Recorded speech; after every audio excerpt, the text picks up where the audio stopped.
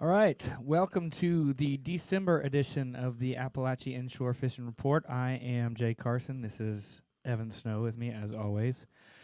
We are here in Havana, Florida at Wilkinson Fly Shop. We want to thank the Wilkinson family for hosting us tonight. We are going to talk a little bit of fly fishing later tonight, but Wilkinson Fly Fishing has come on to be a title sponsor for the December edition, so we want to thank them for doing that. And then also, you can find Wilkinson Fly Shop online at wilkinsonflyfishing.com, or they have an in-house shop here in Bob Wilkinson, who owns the company, in their house here in Havana, Florida. And we'll talk a little bit more about that a little bit later. But Wilkinson Fly Fishing is our title sponsor for December. And so, like I said, we are going to talk a little bit of fly fishing later on in the episode, but we're going to get to our normal stuff as well during this episode. So. Yeah, this is my first time coming here, and it's pretty cool, man. They got all the fly tie material you could want. They got a lot of reels right here behind us. For sure. Leader, just everything. It'd be a great spot if you're looking to get into fly fishing area. Just give Bob a call. And come by, and he could set you up from a reel rod all the way down to the flies. Yeah, so he'll even tie some flies for you. it could be a one-stop shop. You come in here and you can walk away and you be ready to go fly fishing. Exactly. Yeah, and I don't know if he'll teach you how to cast or not. He might could hook you up with somebody who could though. So yeah, like Evan said, if you're looking to get into fly fishing, or whether you're a veteran fly fishing and you're looking to find materials in the Tallahassee area, which can be very difficult. All you gotta do. Not a whole lot of fly shops. So, Bob has everything that you need to get going here. All right. So that brings us to, I guess it's December 1st, Evan. Water, we got some beautiful weather here the next few days, it looks like. Yeah, so I think the patterns are going to, if you just go off what it was last weekend and the first part of this week, it's water temps down in the 50s, and they're going to be pushing in. What was it yesterday afternoon? I think it was high 50s, maybe 58, maybe in the afternoon, towards 55 in the morning. And, if it stays that way, it's going to drive them in, really hanging in holes and creeks and maybe even rivers.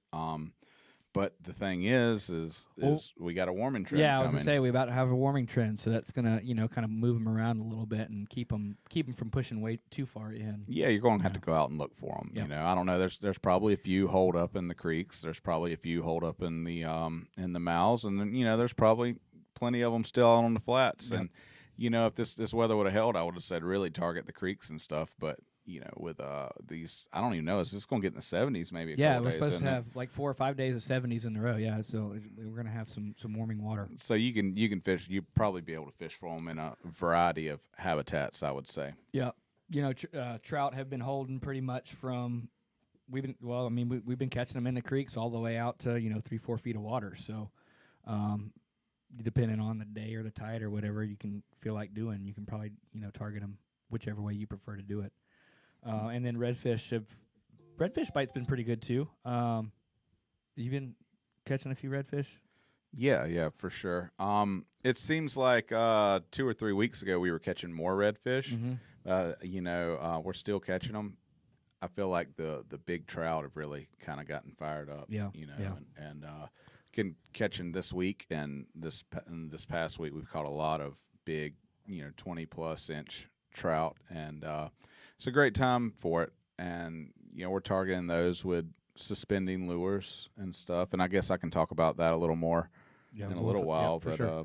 Well, since you're while we're on this topic of big trout a little bit right now, with the fairly recent rule change as far as how many trout over 19 inches you can keep, you can only keep one, which means you're going to have to turn loose a lot of those bigger trout. So let's talk real quick about some things that we can do, because obviously if we're going to turn those fish back, we don't want them to die. We want them to, have the best chance of survival when we're releasing those fish. So let's talk about some ways that we can handle those fish that you're going to have to release. Now, so here's what I've been doing, and we've done it a lot because we've been releasing a bunch of them. Right.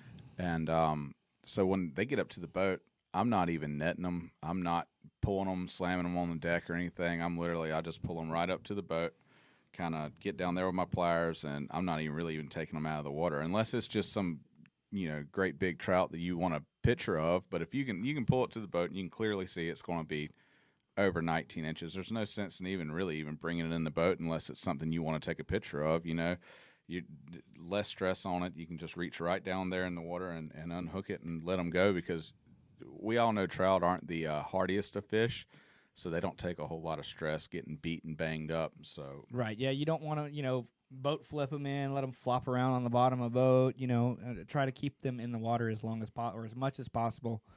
Hold them over the water, if you're holding them up or releasing them, so that if something does happen, they fall into the water, not on the bottom of the boat. Yeah, and I'm guilty. I don't have rubber nets are good. Yeah. If you're going to go that route, like I said, I've just been keeping them in the water. But you sometimes if you're fishing with treble hooks or whatever, maybe you don't want a big trout thrashing, with you trying to unhook it in the water or anything. So maybe getting it in a rubber net and trying to slide it out. But like I said, you just don't want to beat it all off the boat and let it beat itself up and stuff like that, because, we want to keep those big trout around because those are our breeders. That's exactly right. And this is getting to be the time of year where you're finding more of them. Exactly, yeah. You're starting to really see some decent size to those fish, where you're going to have days where you're going to catch multiple fish over, 20 inches. So we just want to make sure that we take care of those fish when they go back, so that, population can continue to grow. I was talking with somebody the other day. I know a lot of people like to keep those bigger fish, but I think for the overall future of our fishery, that 1 over 19 inch, you're going to start to see a lot more bigger and bigger trout as we go, throughout the next few years. Yeah, and it's even if we're keeping fish, if it's a big trout, I'm putting it back. I'm trying to take care of it. For sure. Anything over about 22 inches, is just, even if we don't have 1 over 19 and we're keeping fish, I put it back either way. Mm-hmm. It's just good stock. It's good genes, and yep. Yeah, I think it's just good practice. I think so too. Yeah, and if you're going to take one home over 19, don't take the, if you typically the rule on my boat is any fish over 25 inches is getting released no matter what. Just because those big sows are the ones they produce so many more eggs. They're true trophies, and we want to make sure that those trophies, take it out, be careful with it, take a picture. But I like to release those. There's not fish. Tons of trout over 25 inches swimming around the Big Bend. It's right. Special to catch one that big, that 25 to 30 inch range. Mm-hmm. I mean, every now and then you'll see one 30, 31, but that's, ultra rare. So for sure. And so if you're going to keep one over 19, in the low 20s, take one of those home, let those big breeders go. As far as redfish go, you said you've been catching them on shrimp some here lately. I caught, last time I was out, we caught a bunch. We strictly used gold spoons and caught all we wanted on gold spoons. So that especially as this water temp warms up next week, I think, those gold spoons are going to work really well. And then also, we've been catching some fish on shrimp imitation baits. I've been throwing a shrimp imitation on a jig head and catching a lot of trout on that too. So yeah, guys, it's just preference. If you just are going out there and trying to catch some fish, those shrimp under a popping cork's hard to beat right now. Mm-hmm. You don't want to get too aggressive and pop it a whole bunch and stuff. But if you want to throw artificials, we can talk about it a little more. I think that's going to be my best bet here in just a second. So speaking of best bet, you want to roll right into it? Yeah. So I'm saying with this cooler water temperature, it's going to be at least in the 60s, and with a cold front, it's just this month it can very well push down the 50s for a sustained amount of time. So I would say suspending plugs or suspending plastics would be a go-to, and you don't want to move them too fast, whether it be a Miradine or a Miramino or whatever your favorite brand is. I like to use the Saltwater Assassins 5-inch, jerk shads, just hooked with a 3 or 4 alt bass hook, weightless. And you're basically just twitching or jerking, and then you're letting that bait settle, because they're really eating it on the settle. And I mean, not just for a second or two. I'm letting it sit for 5, maybe even up to 10 seconds sometimes. Yeah. We're really, especially when some fish are in the area. Yeah. Really just working it slow through there. So that would be my best bet if you're wanting to go artificial. Yeah, and you were mentioning how they're hitting it on when it's floating. They're the same thing I'm seeing even when you're we're using a jig head and using a shrimp imitation bait, they're hitting it on the fall. You twitch it and then you're letting it fall, and then you'll see, especially if you're using braided line, you'll feel that little thump. Yeah, you'll feel the thump. Yeah, right there as it's sinking. And keeping your line tight is key. You don't want a whole lot of slack in your line, and not tight to the point where you're moving that bait and it's not having a true settle, but enough where you can still feel and be very responsive to your bait. And especially that's just good practice anyway, because you don't want to hook these fish deep anyway. Yeah, for sure. Yeah, and when you feel that thump, you want to get tight to them as quick as possible, because that thump is them eating the bait. And especially in the wintertime, we're using, we'll switch to a little bit smaller baits, which are really easy for them to get down, down in their gullet. So you want to make sure that you want to prevent that. So, so that's kind of that's your best bet, right? So, suspending plugs. So my best bet, I'm gonna switch it up a little bit. So since we are in a fly shop and this is kind of a little bit of a fly fishing episode, my best bet is going to be how to target redfish on fly in the month of December. And so I'm going to try to do this without, giving away all my secrets, but I'm going to give away a little bit of stuff here. So there's two ways that you can fly fish for saltwater game fish. And that is you can either sight fish for them with a fly rod, or you can blind cast for them with a fly rod, obviously. Now, Evan, if I'm blind casting with a fly rod, am I going to want to cover a bunch of water to try to do that? No. No, I'm not. I'm not going to want to try to cover a bunch of water to blind cast with a fly rod. So the nice thing about this time of year is, as we get into those colder months, it really concentrates the fish. And so you can find spots, whether it's a trough around an oyster bar, the mouth of a small creek, a hard bottom point, something that is going to hold fish. And once you find those fish, you can cast them with a fly rod. What I like to do is use spin gear to locate the fish, and then once I've located an area that's going to hold fish, then I'm going to put a fly in there that represents, a bait that I'm catching those fish on. And so if you're blind casting, if you're not trying to sight fish, that's probably going to be your most productive way in December and then any other month to fly fish without sight fishing. The other way is to obviously sight fish. We get a lot of negative tides in the wintertime.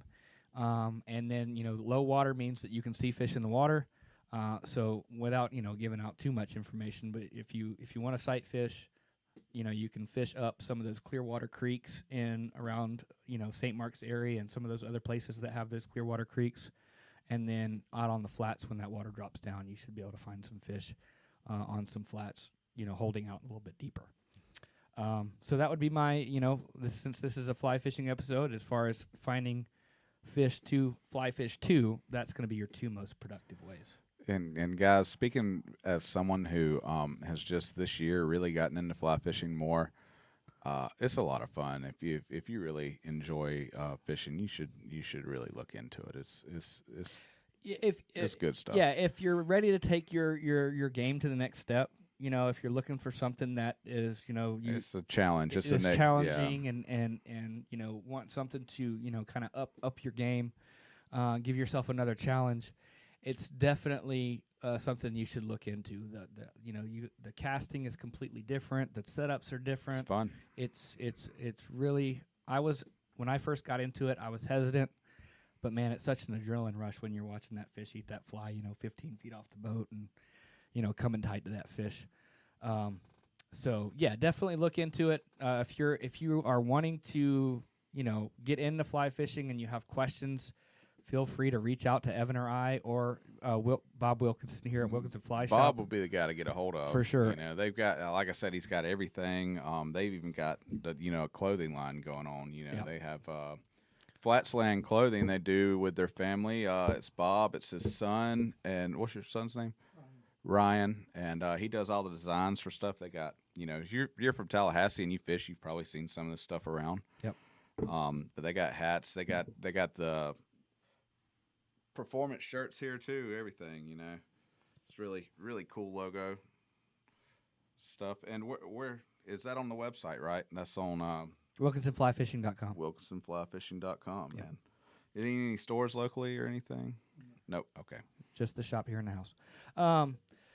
So, and I talked about those two methods of fishing. Obviously, you can use that for spin, those tactics for spin fishing as well. But as far as fly fishing is concerned, I mean, I think that's your two. I mean, wouldn't you agree those are the two best ways to try to catch or locate and catch fish with a fly rod right now? Yeah, I mean, the water's super clear, so low tide and the super clear water right now. We're not having much rain, and you're either just floating and looking for them and sight casting them, or you're getting an idea where you got them hemmed up, or a pretty good idea where they're going to be at. So, yeah, exactly what you said. That would be, I agree 100%. Yeah. All right. So that is our best bets for this month. I guess we're going to roll into our tackle tip. So tackle tip is going to be fly fishing oriented as well. Tackle tip sponsored by Keaton Beach Bombs. Yes, thank you. Keaton Beach Bombs sponsored this month's tackle tip. So we've pre-recorded tackle tips in the past. We're going to do one in-house tonight. It's not going to be too complex, but we're going to talk a little bit about fly fishing leaders. One of the things that if you are getting into fly fishing, you obviously need a real rod and line, which we could talk a little bit about that too. I think we should probably talk about maybe a basic setup here in just a minute before we get too far in. But our tackle tip for this month is how to a leader material. So there's two ways that you can do a fly fishing leader, a fly leader. We call it tippets in fly fishing. You can buy these pre-made packages and it'll usually have the species on here, like this one says redfish and sea trout. You can see that on there. And it's going to be the appropriate line weight for that kind of, for whatever species you're targeting. And so this starts out as, it looks like it's about 30, and then it tapers down to 12 pounds. And the reason that you want a taper leader is so that fly, when you present make that cast and present that fly, the fly lands out away from the fly line. And it balances because the reason you want to taper as well is you're attaching this leader to your fly line. Your fly line tends to be, the head of it tends to be a little thicker, so you go a little thicker leader, so it's more of a smooth transition when it lays down. More than just having a 9-foot section of 15 pounds. It's not gonna. Yeah, it's not going to lay out as good. Not going to lay out as well. And the other way that you can do it is to tie your own leaders, which is what I do. It's not saying that this isn't a good way to go. If you're in a quick hurry, you can buy a few of these and you're ready to go. But if you got some time, I tie my own as well. I tied that one. Evan did tie this one. We tie our own leaders, and I'm just going to walk you through how we tie a leader real quick. And so this is a redfish leader. And what did we start with this on? 30 pound? It's 30. 30. All right. So we started with 30 on this one. So. Our line to our leader to fly line knot is a perfection loop. Most fly lines that you buy these days have a welded loop on the end. And so when you put a perfection loop on the end of this, it makes it really easy to attach the leader to the fly line. It takes about 30 seconds. Literally, you just stick the line through the welded loop, or stick the loop through the fly line, stick the line through the loop, and then it pulls tight. And then so we'll start with a perfection loop. And then we use blood knots to tie the other two types of knot, which is basically a reverse double uni, right? A blood knot. I don't know about that. That requires too much calculus for me. But basically it's a double uni, which is a knot I use all the time, but it's kind of reverse of that. So if you need to look up a blood knot, it's really easy knot to tie. There's a million videos on YouTube. You can. It's great for mono. It does work great mono. It makes a really nice smooth connection there. So, and I guess that's what we can mention too. We're tying all mono here. It's not like fluorocarbon. I mean, if you want your leader to sink a little faster, you can do fluoro. But for the most part, everybody does mono. For sure. So we're going to use a blood knot to tie our 30, and then you've got a section of 20 right here, and then we're down to, and then you can use 12, 15 for the tippet section or the class section of your leader. What would determine that? Water clarity, fish spookiness? Yes, all of those. Yeah, water clarity, fish spookiness. If you're making a presentation and your fish keeps spooking, that you might want to step down your leader material a little bit. And so this is the class tippet section that you use that is attached to the fly itself. And typically we'll use just a non-slip loop knot to tie our flies to our fly line. Yeah, and when you're trimming up this leader, just another little quick tip. Use like these nail clipper, little clipper type cutters, nippers. Yeah, Dr. Slip nippers. But they cut those knots so nice where those tag ends are just slick, and It's does a better job than scissors. And typically you want about a 9-foot leader, so about 3.5-foot section of 3.5 to 4 foot section of your butt section, which is the part that attaches to the fly line. Then the middle section is 2-3 feet, and then your class section is around 2 feet. So here's a tip, guys, and this doesn't just go for fly line, but okay, let's say your wingspan, your arm wingspan is roughly your height. Go ahead. Sorry. So if you're 6 foot tall, your wingspan's 6 feet. So if you want a 3-foot leader, go right there to your sternum. There's 3 feet roughly.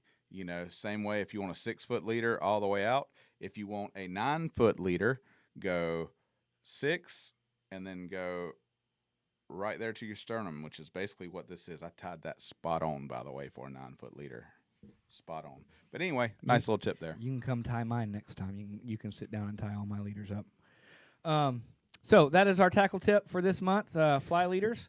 Appreciate the Keat Beach Bums for sponsoring that segment. They've got ice, they've got non-ethanol fuel, they've got any kind of soft plastics or lures you want. So just stop right in there before you drop your boat on. No need to get gas or bait or anywhere else. They got you all set up right there. Just one stop right before you drop the boat in the water. For sure. All right, so we're kind of getting towards the end here. There's not a whole ton of people in here right now, but if you've got some questions, whether it's just like what's happening now, want a report from an area that we might be able to help you out on. If you got a question about fly fishing, throw that on there. If you want to get into, if you're looking to get into fly fishing or don't know where to start, and you got a question about that, feel free to throw that up. And so, if you guys will go ahead and start throwing some questions in there, we'll get to those in just a few minutes. We wanted to bring the owner of Wilkinson Fly Shop on here and let Bob tell you a little bit about his story, how he got started, and what all he's got going on here, and maybe some plans for the future. And we can talk about some events that they have as well, that are monthly events that you are more than welcome to come and check out and see what's happening. So this is Bob Wilkinson, the owner of Wilkinson Fly Fishing. And Bob, it's nice. We appreciate you coming on this evening. Thanks for having me. Absolutely. So, first of all, Bob, why don't you give us just a little bit of rundown of the story of how you got the fly shop started? Well, back in the late 70s, early 80s, the Fisherman 3 fishing shop over on Brevard opened up, and they were a small family that just started building their shop from nothing. Right. So I was always intrigued by that, and being an entrepreneur, I decided to ask my son and son-in-law if they were interested in opening a fly shop, and 2012 they said yep, and so we had about $200 and went and bought a license and started out. And so So how long you been in business? Since 2012. 2012. Okay, Yeah. cool. That's a lot of math too. So almost 10 years. Yeah. Almost 10 years. Yeah. Cool. So you got the shop here in your house, right? So if somebody wants to come look at what you got in here, what's the best way for them to go about doing that? Best way is to call on the phone. Okay, make sure that I'm available, right, or somebody's available to show them, and we'll be glad to spend whatever time we need and make arrangements to meet them out here. Sure. What about as far as like products and brands and stuff? As far as your fly rods, yeah. What are you carrying? Reels? Like you can see some behind me. I see some TFO and Nautilus stuff back here behind me. But what all do you have? Well, our flagship rod is Thomas & Thomas. I've been impressed with them in the beginning when we first started, and they were the first quality rod company or high-end rod company to allow us to represent them. So we're really loyal to them. They've got a great product. They're always ranked as far as quality craftsmanship and casting ability. Their rods are ranked way up at the top. Sure. And then we have Echo and TFO and Reddington stuff that we have available. And then in the way of reels, we carry Nautilus, T-bore, and hatch reels, and then of course the TFO, the Reddington, and the Echo reels besides. And there's we always have ways to get other stuff if you have a need of something special that you want. And like literally, guys, like everything you want to fly fish the area. So you show up. No need to order anything online. You can literally show up here, get set up, and walk out and be ready to go. Everything you need. We carry the bull bay rods and TFO conventional spinning rods and casting rods and stuff. Which these I don't know of anybody else in Tallahassee that carries the TFO rods. Not that I'm aware of. So if you these new Bob has the brand new TFO rods that just came out in stock. So if you're looking to feel one of those before you want to order one, or come up here and buy one from Bob, he's got them right here in stock, multiple weights. Also got bull bay. You got bull bay stuff, right? Bull bay rods also sitting right here in the corner. So you can come check those out if that's something that you are wanting to look into. You don't have to, it's always good to get your hands on something before you buy it, obviously. And so you can come in here and do that. So go ahead. Also, we carry the Florida Fishing Products spinning reels, which they're a great product. They have their light reels, and then they got their heavy saltwater reels too, and they're really great reel. So check this out for you beer drinkers who haven't figured out how to drink beer and cast yet. Check this unit out right here. Put that around your head. I can't get it around my head. Yeah. Also, while Evan's getting his beer necklace on, you can see behind us that for those of you there's not a huge fly fishing community in Tallahassee that like to tie their own flies, but there are a few of us around. And if you need any materials, Bob has by far the best material selection of anywhere in North Florida. So he's got and he's got a whole wall behind us. He's got a whole wall over here, but on this side too, all the hooks and everything that you need. There's an upstairs to this place too, so it's really got everything that you need material-wise to tie all of your stuff. And if you need flies tied, you do that as well, correct? Occasionally I'll tie some for somebody, but we do have a full line of fresh and saltwater flies that are already tied, pre-tied flies. Yeah, if you need some already pre-tied, you can come up here and purchase those as well. Bass Pro Shops has some, but they don't really have, it's by far. I'd come here. Yeah, for sure, definitely.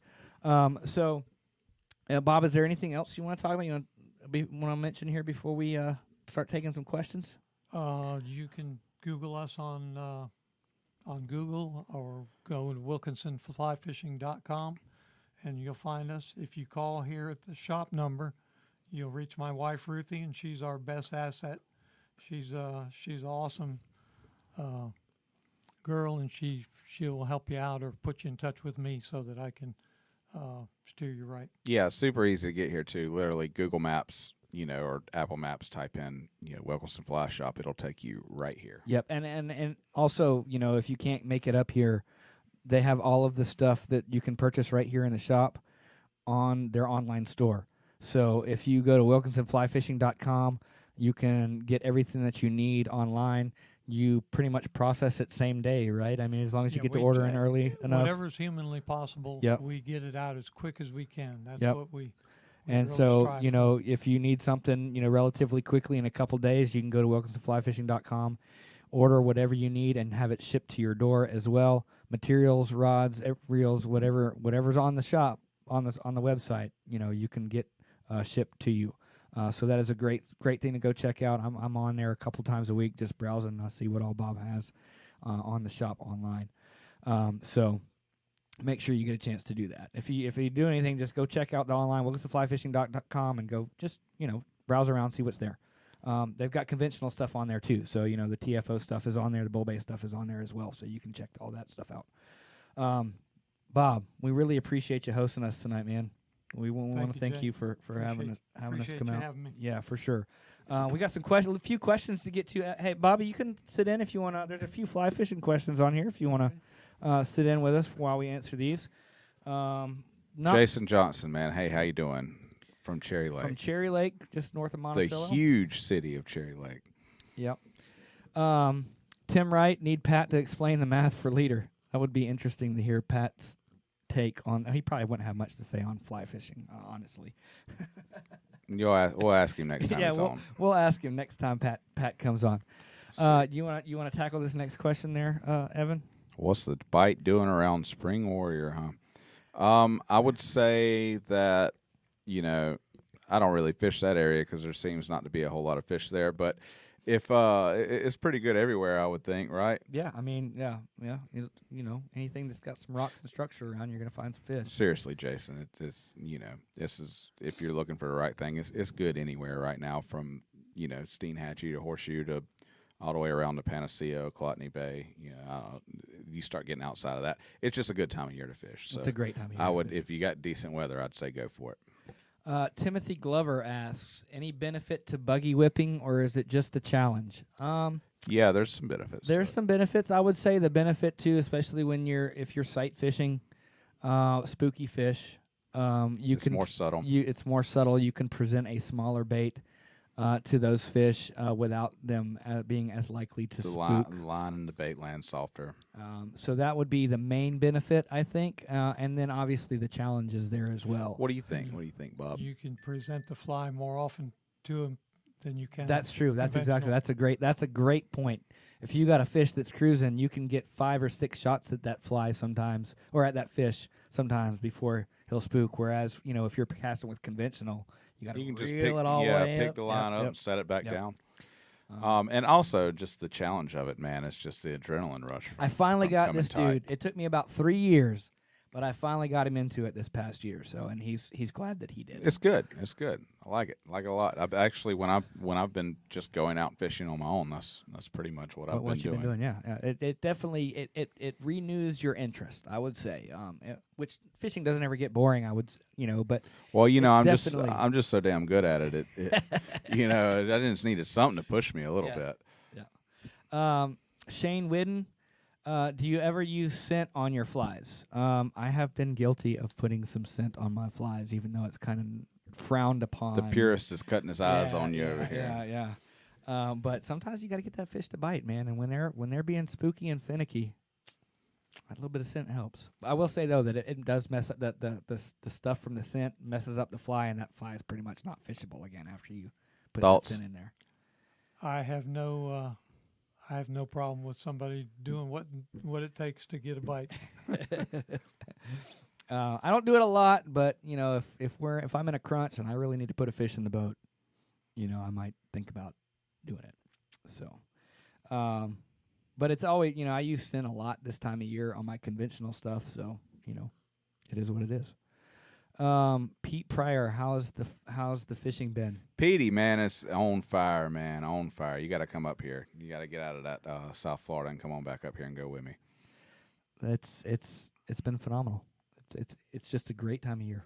It is. It really is. It'll be good till. I mean, it's good all winter as long as you're not getting your hat blown off by fronts and cold weather. Yep. Yeah, and if you can time it between fronts, man, it is just absolutely phenomenal from now until really April, May. What you talking about, Bart? Who's your teammate? So real quick, if you got any other questions, get those in now. I want to real quick just go over a basic setup.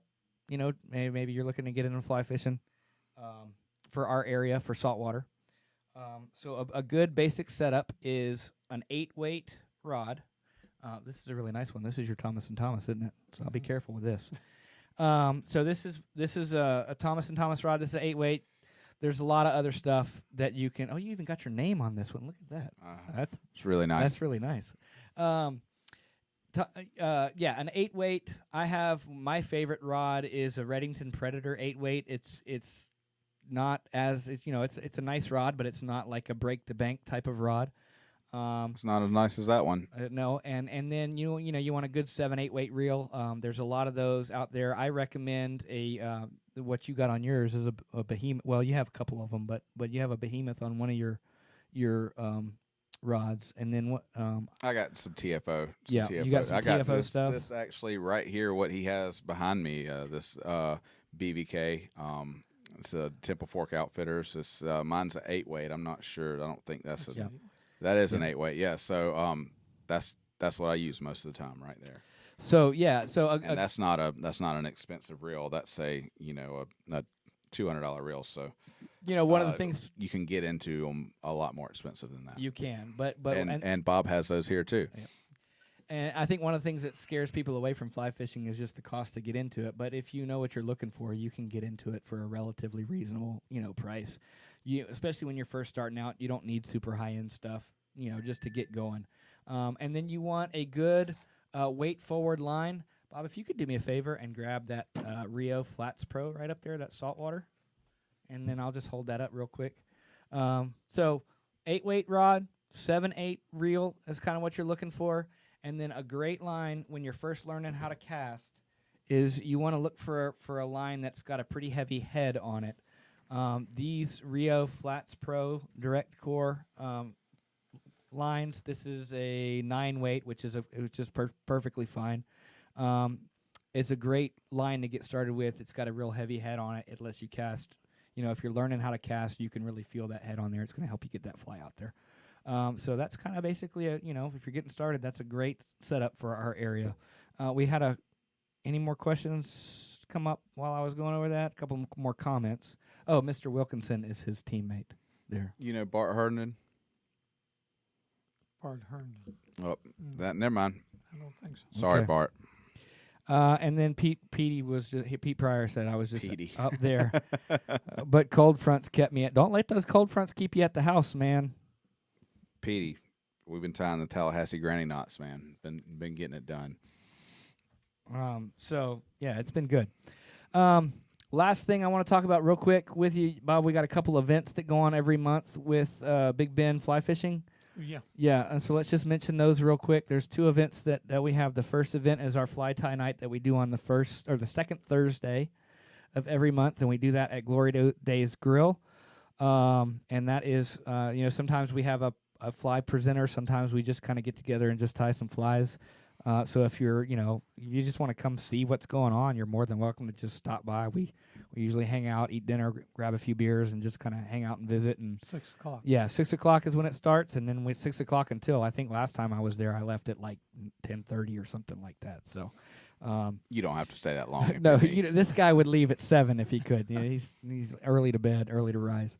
And then the other event, you have your fly fishing club meeting, which is the last Thursday of every month. Right. Right. Big Bend Fly Fishers. Right. Big Bend Fly Fishers. And so if you're, you want to get associated with a club here in Tallahassee, that's you. Go ahead. It's the 4th Thursday. 4th Thursday. Yeah, because sometimes there's there's sometimes 5. Yeah, you're right. So 4th Thursday. So first Thursday is the fly fishing tie night. Second Thursday. Second Thursday. Second Thursday is the Butchering fly tie. I've completely butchered this. Second Thursday is the fly tie night. 4th Thursday is the club meeting. And so if you want to see what that's about, we would love for you to stop by And we and have hang stuff, out. tools if they want to try. For sure. Yep. And you can also bring materials and stuff if they show up. If you reach out to Bob and let him know what you want, he can make sure it's there at the meeting for you to purchase. So real quick, let's get Al Murphy real quick. Okay. He just dropped a question. So he's asking, there's a comment that he's asking what's the go-to suspending plug. So I've got a couple, but mirror lures, I use the Mirrodine or the Mirrodine XL, which is the MR17 and MR27 if you're going the code on them, or the Mirror if you're in shallow water. That is 2 feet or less. That's my go-to. And anything comparable, there's a lot of brands out there. It'll say suspending twitch bait Yep. or suspending plug on the So box. anything comparable to that will produce fish right now. Have you started using a rattling redfin yet, Evan? Yeah. There's been some call on a redfin. Okay. Yeah. So that's. I don't have the touch for the redfin. Like I catch some fish on a redfin, but I can have someone on the boat who just has the feel and the confidence for it, and they can just wear me out with a redfin. I don't have the touch for it. I don't know. I mean, like I said, I catch them some, but there's just I don't. We fish them a lot on my boat, but not necessarily me. Bart Herndon, real quick, flats or creeks right now, and what water temp do you go straight to the creeks and not even look at the flats? That's kind of a good question. What would you say the water temp? If you were coming down, let's say nuanced. You hadn't been. It's too nuanced for that question. Let's just say you hadn't been in a month, right? And what water temp would you say? Okay, I'm going to start in the creeks today. Well, it depends on how long it's been at that water temp, because I mean, that's true too. Yeah. I mean that's it's not that black and white, but you know, if your water temp's down in the 50s consistently for a week or two, then go. You know, if it's been in the 50s for a day or two, maybe not. Yeah, you're right. It's pretty nuanced. It's trends. I would. Those fish aren't moving. They're not moving overnight in one place to the other. They're working their way there. Yeah. Sorry, Bart. I think he was looking for more specific. I can't. I don't have it black and white to lay it out for you like that. It's like anything. But I will say, yeah, I mean, depending on the tide, you know, you don't have to go far from the creeks. You can be within, you know, relative. At this point, you don't have to go more than 100 or 200 yards from the grass line. Yeah. And now there may be fish further than that, but you don't have to go more than 100 yards from the grass line. Yeah. For sure. All right. Yeah, I'm good. We good?